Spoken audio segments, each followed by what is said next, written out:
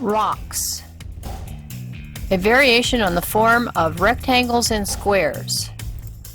Corners busted, especially by the sea.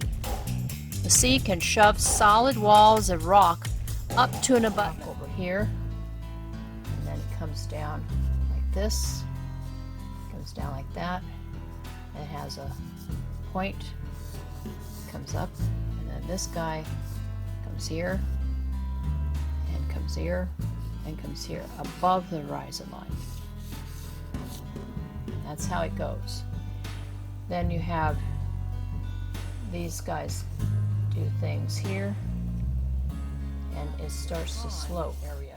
Say this is sloping like this is one area here, and this is going to be your pond area.